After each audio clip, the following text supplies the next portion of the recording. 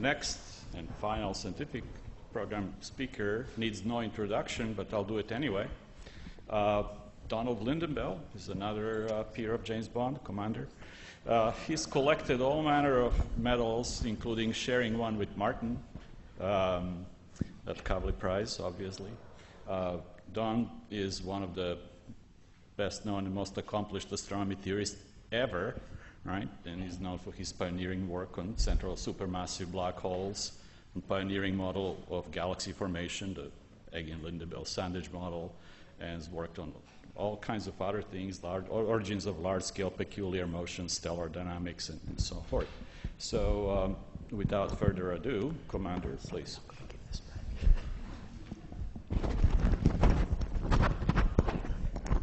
Thank you, George. Am I meant to be wearing something?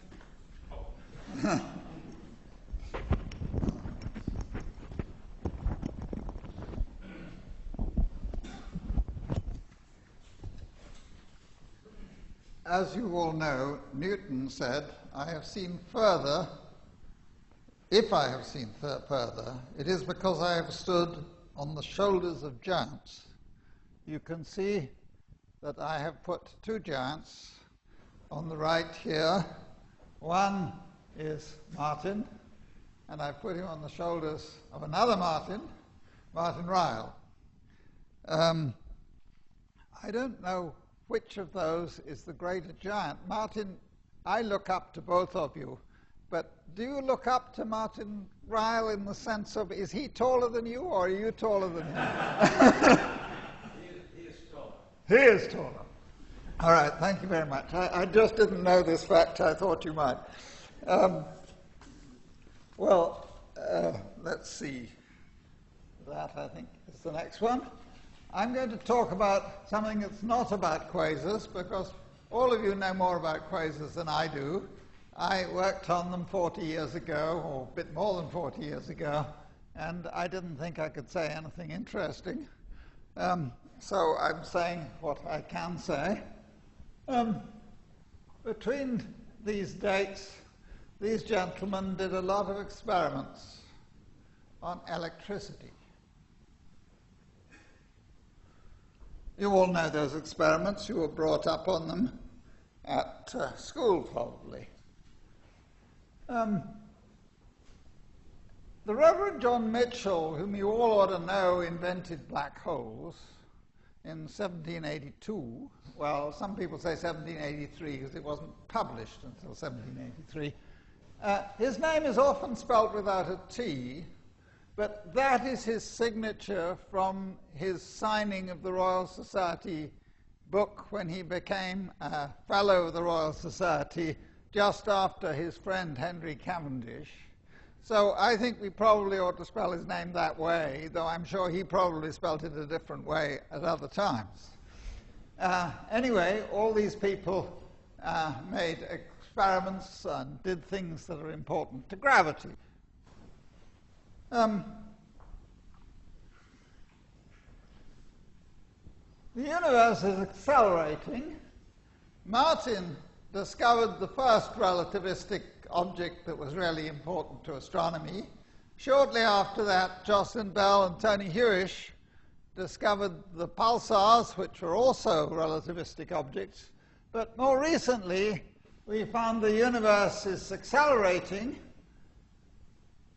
I don't know whether all of you really understand the gravity, how gravity becomes repulsive, the nature of gravitational forces in this regime, where the pressures are negative and more than the density, or more than the density over c squared. But I want to get some indication in my mind, and possibly in yours, as to how gravitational forces really work, not only in the regime where there's a great massive thing and it's all the gravity of density, but also in the regime where it's the gravity of pressure or other parts of the T mu nu. All parts of T mu nu gravitate. Newton's equations have G times P in it. It's important. Well, I'm going to mainly talk about currents. If you have electricity, you have a conserved charge, and you have a charge current.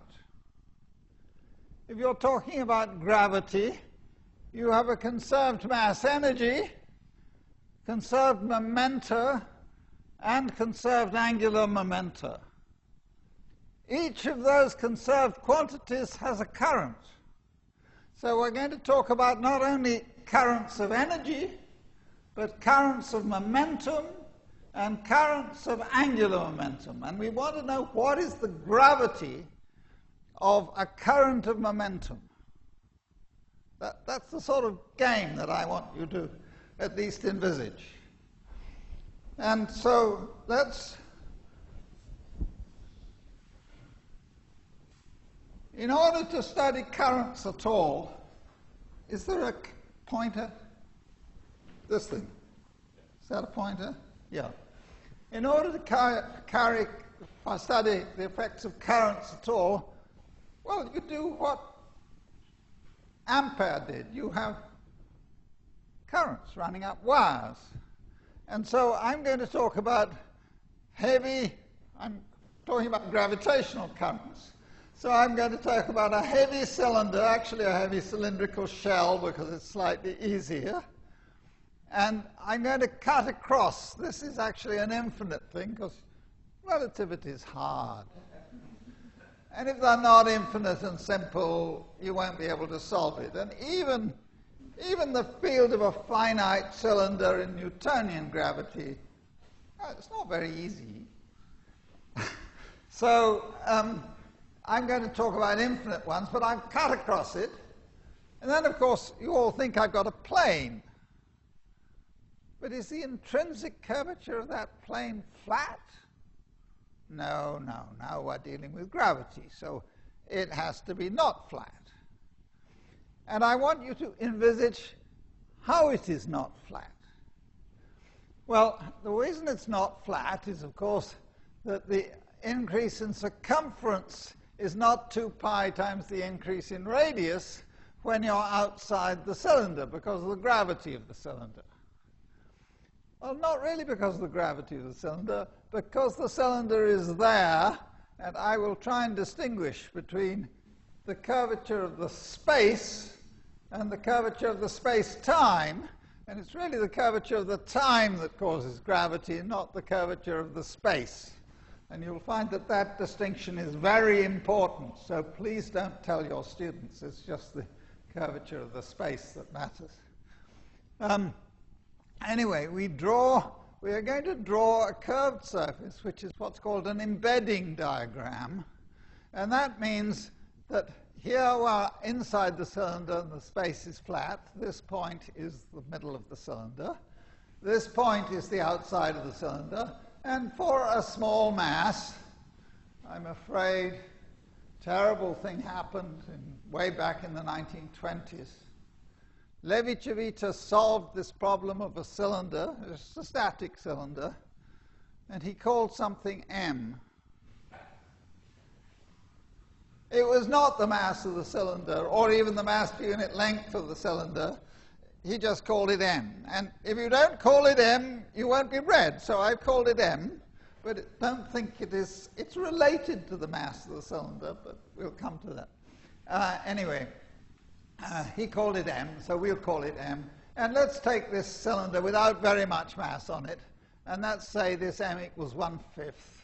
And you can see that as you measure the radius by going out along here where it's flat, and then bending a little, and going out along there. And then if you take the circumference here, way around here, that will be right, the same as the real circumference, but this radius won't be quite the same as 1 over 2 pi times the circumference, because you have to bend it, you have to see it along this curved path. And I've invented this new coordinate u just to show you this curvature of what you thought of as a flat plane. But I've invented that curvature so you can see the curvature. So this vertical component, the vertical heights here are nothing to do with the vertical heights along the cylinder. They're just an invented coordinate so that you can see the curvature. Right. Now, as you put more mass on the cylinder, you'll go from this thing to that one. And if you look at this formula, which is related to the gravity, which is in turn related to the rate of change of the coefficient of dt squared in this metric, you find that if you put m equals 1/2, this thing will become 1. So this means that the circular velocity along this line, when you've got an m of this on this cylinder of 1/2, the circular velocity will be the velocity of light.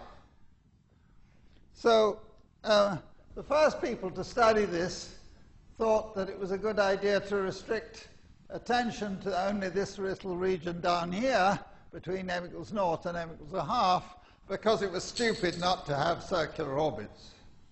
But actually it's not stupid not to have circular orbits, because you know that inside r equals 3m in Schwarzschild, there aren't any circular orbits. Everything falls down. Gravity is just too strong. And that's all that's happening. And if you indeed look at what's called the energy conditions, that the pressures or tensions inside this thing to hold it up can hold it up, you find nothing is wrong at going to m equals 2/3. It's just there aren't any circular orbits outside there. And if you go on here, you can go all the way up to m equals 1 before anything goes wrong on this cylinder. And even at m equals 1, nothing has actually gone wrong on the cylinder. There are perfectly good solutions in GR. This is all static so far. Well, you'll notice that at statics, something rather funny has happened. The embedding space has become a cylinder itself. Nothing to do with the original cylinder, of course, but the embedding space has become a cylinder. And relativists get a bit confused at that point, because it turns out that m equals 1 in Levi-Civita is intrinsically flat. So you're back to flat space, although you thought you'd put more and more mass there. Well, you can to some extent understand why it's flat. It's flat because it's a cylinder, and cylinders, you know, you can roll out a cylinder and it's flat. Doesn't mean to say that it's really flat. It's just that it's got no intrinsic there's no intrinsic curvature on a cylinder. Okay, we'll leave this for now and come back to it. How am I doing for time? Right. That's tough, but possible. Now, I better tell you what we're doing. So far, I've been talking about the gravity of cylinders with just mass on them. Actually, they had a pressure round and round to hold themselves up. I had to put in that to hold it up, to make it steady. So now I'm going to talk about the properties of stressed cylinders. And I want you to regard stressed cylinders in a funny way. Because if I take this thing and push at the bottom, I feel that push at the top. And therefore, a current of momentum upwards is actually just a pressure along the thing. That transfers momentum from the bottom to the top. If you like to put this differently, mv is a momentum. If you want a current of momentum, you have to multiply by another v, and so you get something that's symmetrical in v and time reversible. And mv squared you'd think of as being like a pressure. So this is what's happening when we introduce pressure into Levi-Civita's metric. Now, Levi-Civita originally wrote his metric with this thing that I've called c equal to 1. And people only realized later that you could use c not equal to 1. Levi-Civita said well, I want everything to go round. He got a solution. He got a solution with something he called phi, and he said, well, phi obviously goes from 0 to 2 pi. But actually, you get another solution when you have phi going from 0 to 2 pi over c. And then you can recalibrate phi, do things to other parts of the metric, and you get c's in it. And actually, this mass per unit length, 2 pi b, that's the radius of the cylinder, times the surface density, this is the mass per unit length, and it's actually this complicated formula. Well, this is kappa times the mass per unit length, so kappa is something up here, there. So now I'm drawing the diagram, and this is the physical extent. You're only allowed to have things in which the velocity of sound is less than the velocity of light, or alternatively, in which you can go to a frame in which both energy that makes energy positive. And those are, that means that P over sigma and P phi over sigma both have to be between 1 and -1. It turns out that P phi over sigma for these particular things, if that's negative, it gives you negative surface density. So it's only this part of the diagram that matters. And each of these heavy lines is a line of constant mu, and each of these light lines is a line of constant m. And this diagram is quite nice in that m is actually a straight line in each of these. So that what we've been doing so far is studying this line where c equals 1, and we've been studying what you get from little m equals 0 going up to little m equals 1 along there. Well, now I want to put in this pressure, and if I put in pressure, what will happen to my embedding diagram? And the answer to that is that as I put in more and more pressure, these things become flatter. And it's also true that as they become flatter, the gravity becomes larger. So the embedding diagrams become more, the spatial behavior is more like flat space, but the gravity is actually stronger. And if we do the opposite of taking gravity, of putting in negative pressure, you actually see that you get greater curvature of space, but less gravity. And the result of that is what you know about already from your studies in cosmology. That if you put in enough negative pressure or tension, then you'll eventually get to repulsive gravity when you've got all three components of negative pressure balancing or not balancing the gravity of ordinary gravity. Well, now I want to go back to, gone back to slides. Here is the situation in which I've put in some tension, so I've made this thing more, we were folding up this gradually. I've put in some tension, so I've gone further than this, and I'm still physical. But here is an interesting situation in which the circumference of the outside or the edge of the cylinder is actually the biggest circumference that's in the space at all. You've almost got round the universe to the other side. There's so much mass on the cylinder.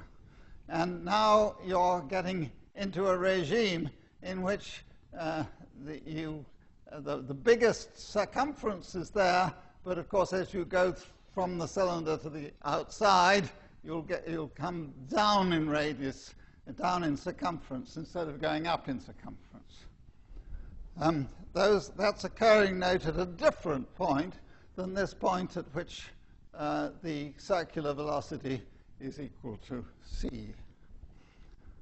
Now we want to go on a bit. This is now the question of what happens when I take a cylinder.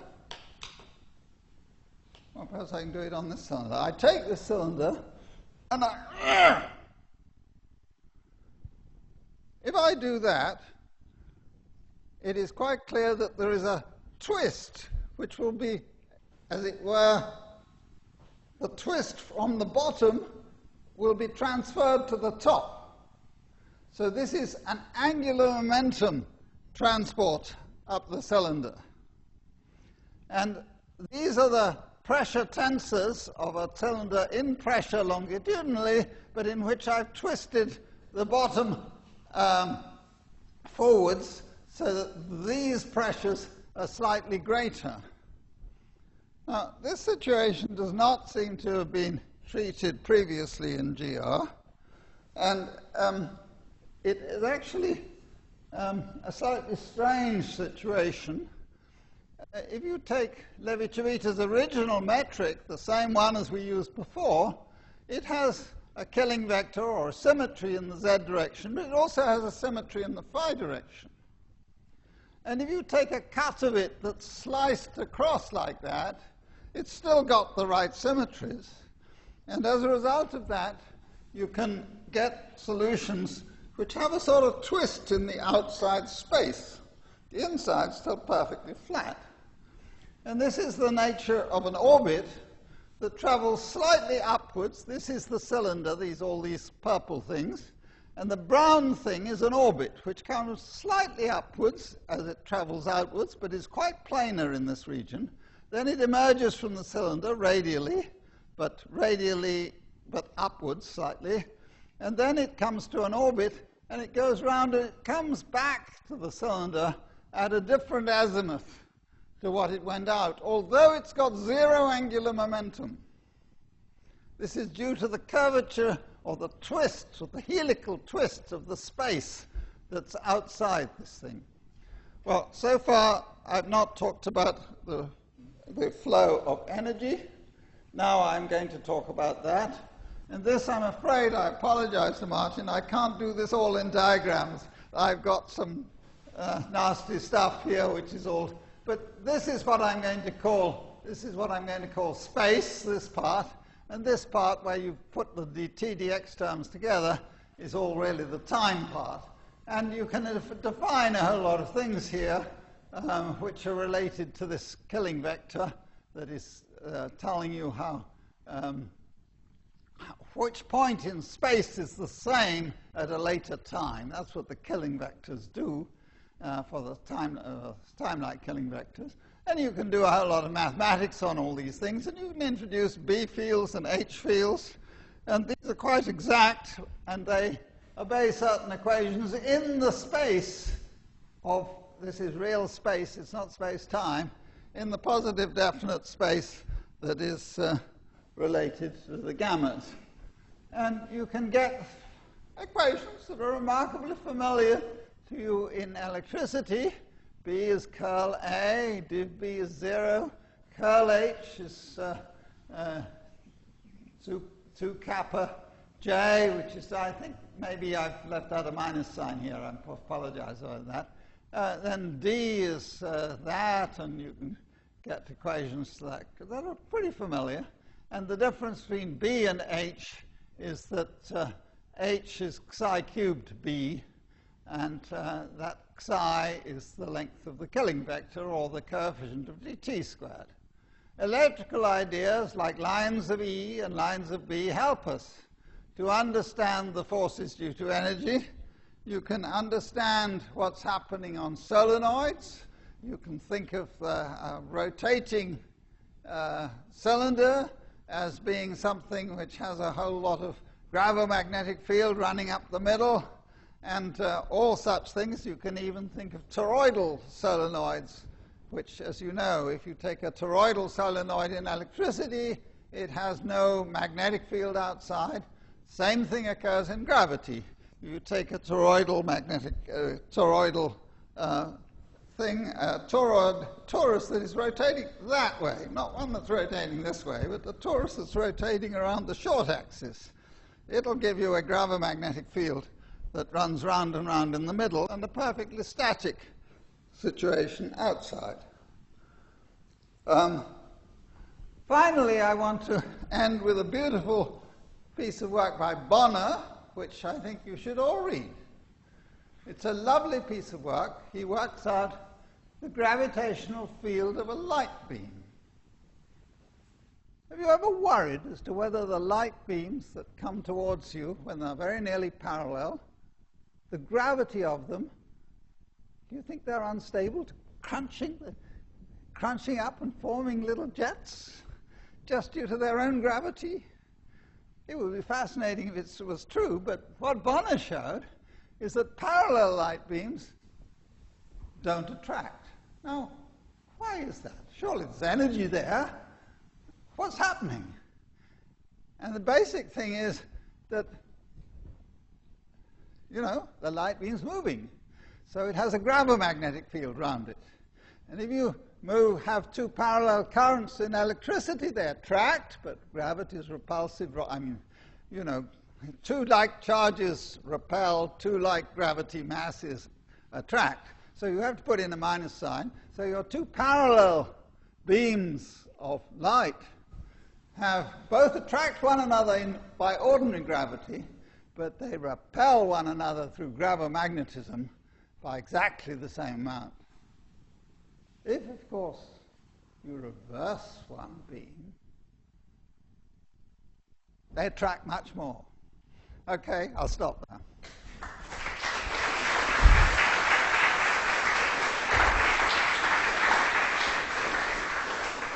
Well, thank you, Donald. I hope you all took good notes. There's going to be a quiz. Are there any questions for our speaker?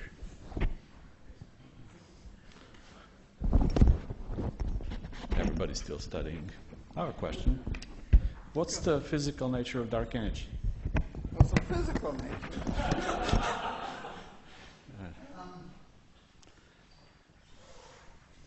I think it's probably Einstein's term. Yeah. It is well, I'll tell you one thing about it that I think I know. I'm not sure it's right, but I think I know it.